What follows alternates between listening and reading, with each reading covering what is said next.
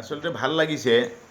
মই গুৱাহাটীৰ পৰা আমন্ত্ৰণ ক্ৰমে আহি এই বাঘজান পালোহি। বাঘজানত তিনিচুকীয়াৰ বাঘজানৰ বিশেষকৈ এই ঠাইটুকুৰা এই গাঁওখন বাঘজান গাঁও আৰু আজি ইয়াত সেই তাহানিৰ গোবৰগয়া বংশৰ বংশাৱলী শিপাডালৰ সুহুৰি শুনিছোঁ, ময়ো শুনা পাইছোঁ।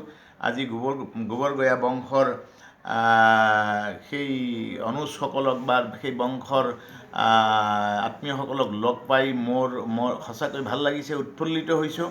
এইকাৰণে যে নিজৰ বংশৰ আত্মীয় পৰিচয় অটুট ৰাখি প্ৰজন্ম সদায় আগবাঢ়ি যায়, সেই আশীৰ্বাদ আৰু গৰিমাৰে সেই আশীৰ্বাদ আৰু গৰিমা এই গোবৰগয়া বংশৰ মাজতো মই দেখা পাইছোঁ, এই উচ্ছ্বাস দেখা পাইছোঁ।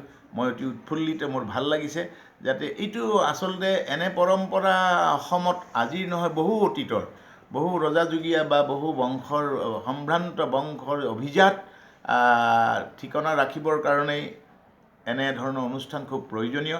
কিয়নো শিপা কোন, শিপা ক'ৰ পৰা আহিছোঁ ইত্যাদি শিপাৰ অনুসন্ধান বা শিপাৰ সন্ধানত যি এই আপোনালোকে গোবৰগয়া বংশৰ শিপাৰ সন্ধানত যি আজি অনুষ্ঠান আৰম্ভ কৰিছে, তাত মই অত্যন্ত সুখী। আৰু মই ভাবোঁ অসমৰ প্ৰত্যেকেই নিজৰ নিজৰ বংশাৱলী, বংশৰ মানচিত্ৰ, বংশৰ পৰিচয় অটুট ৰাখিব পাৰিলে জাতীয় চেতনা উদ্বুদ্ধ হ'ব আৰু জাতীয় চেতনা উৎফুল্লিত হ'ব। আৰু কিয়নো সাম্যবাদী চেতনাটো আহিব আৰু সকলোৱে সকলোকে অনুকৰণ কৰি পেলাই আগবাঢ়ি যোৱাৰ প্ৰচেষ্টা ল'ব আৰু নিজক চিনি পালে দেশখন, জাতিটো, গাঁওখন, সমাজখন শুদ্ধ পথেৰে আগবাঢ়িব বুলি মোৰ অনুমান হৈছে আৰু মই খুব উৎফুল্লিত সেইকাৰণে।